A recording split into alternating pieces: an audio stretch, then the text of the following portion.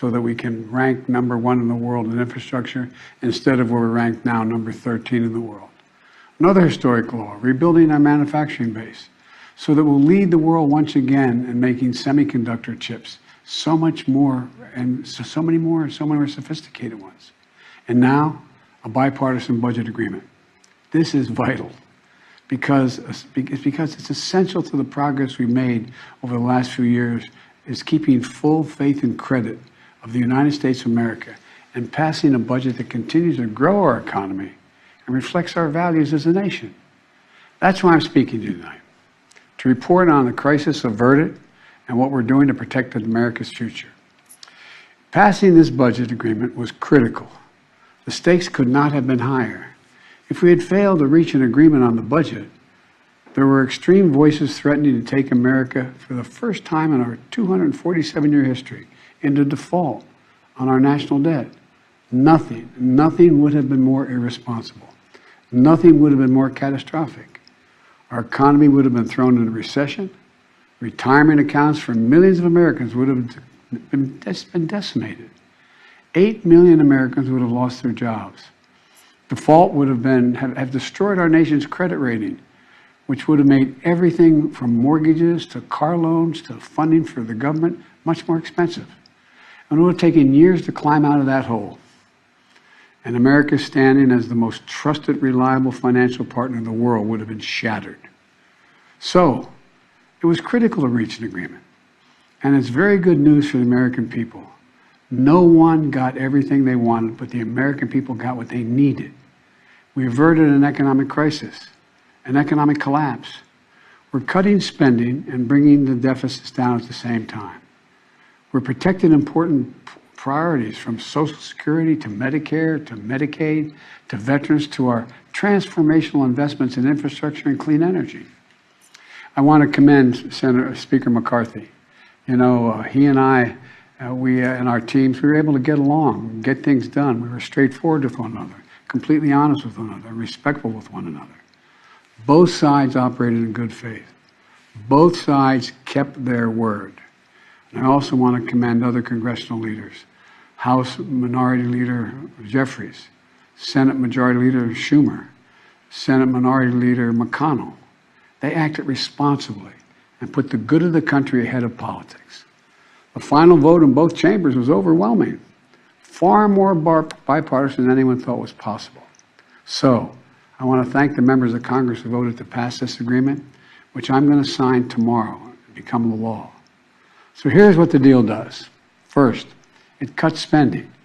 And over the next 10 years, the deficit will be cut by more than $1 trillion. And that will be on top of the record $1.7 trillion.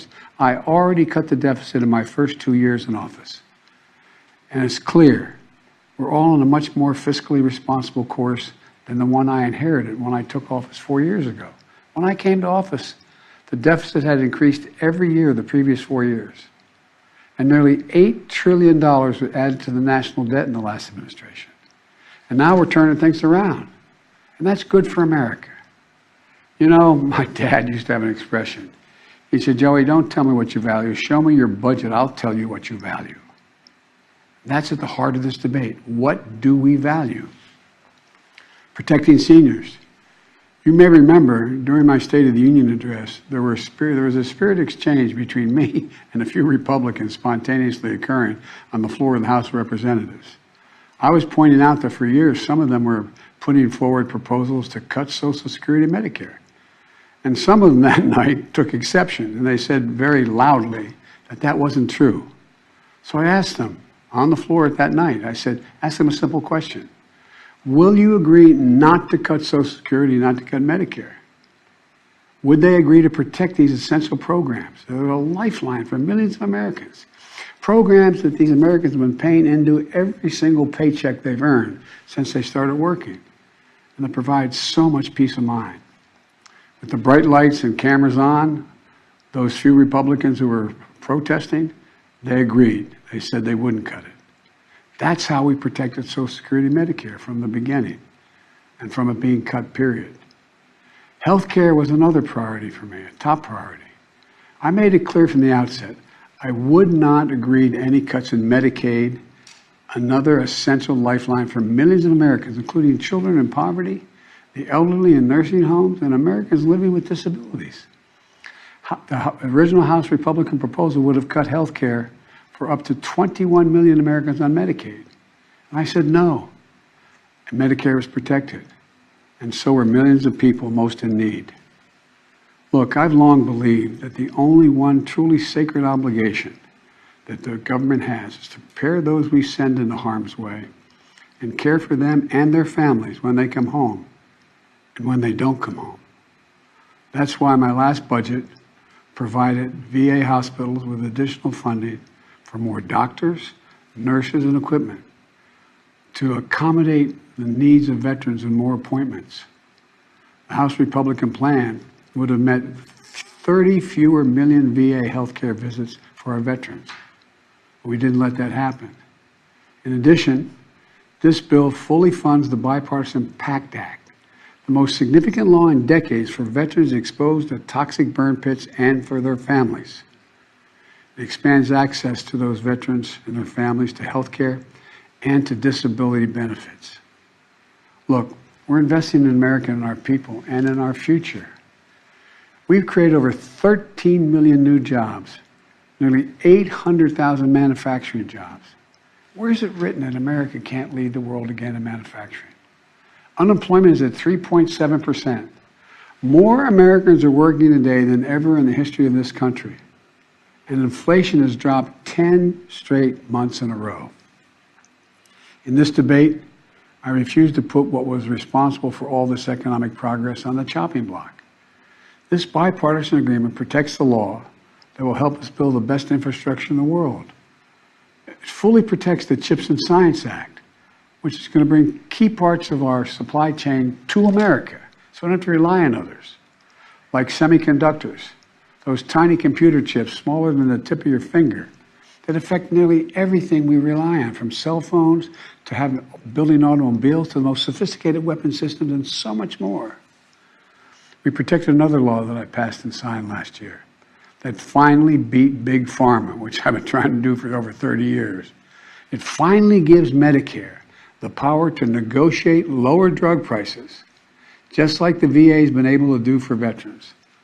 This law has already dramatically cut the cost of insulin for seniors, from as much as $400 a month to just $35 a month for insulin. Negotiating lower drug prices not only saves seniors a lot of money, it saves the country a lot of money. $160 billion that's not having to be paid out because drug prices are more rational. We pay the highest drug prices of any industrial nation in the world, and it's just the beginning. You know, we also protected the most significant breakthrough ever in dealing with the existential threat of climate change. Today, new wind and solar power is cheaper than fossil fuel. Since I've been in office, clean energy and advanced manufacturing have brought in $470 billion in private investments. It's going to create thousands of jobs, good-paying jobs, all across this country, and help the environment at the same time. Remember, at the beginning of this debate, some of my Republican colleagues were determined to gut the clean energy investments. I said, no, we kept them all.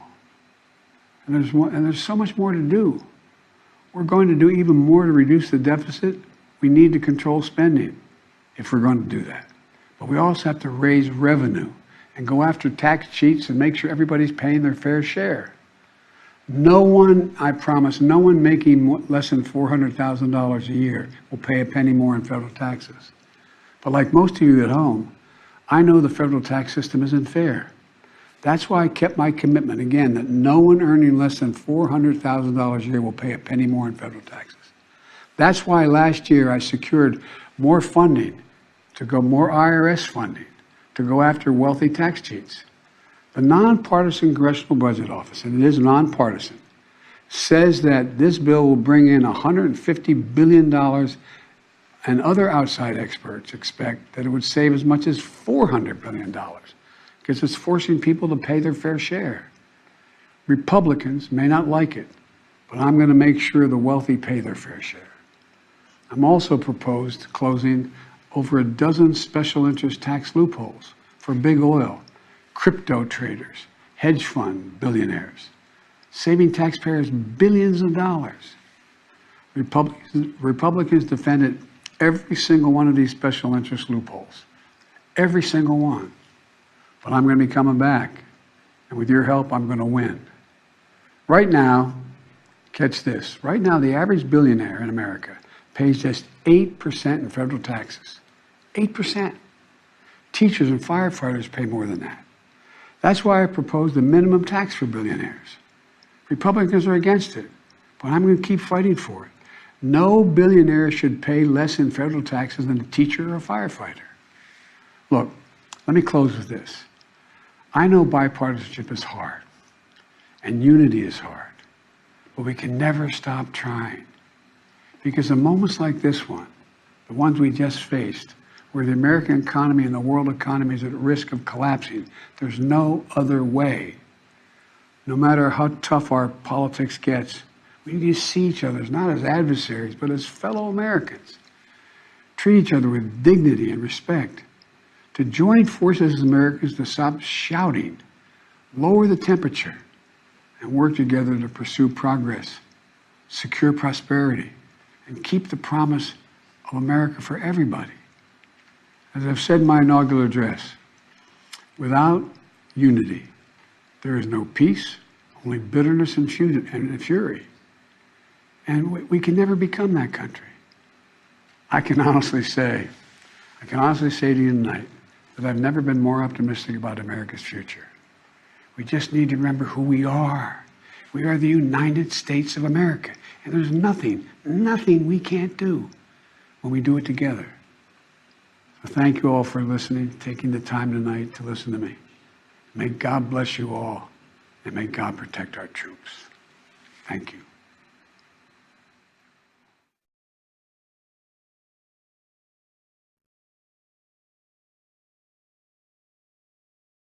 News 3 Now is always on. Get the Channel 3000 app, activate the push alerts, and we will send you breaking news, traffic, and weather alerts as it happens. The Channel 3000 app. Get it now.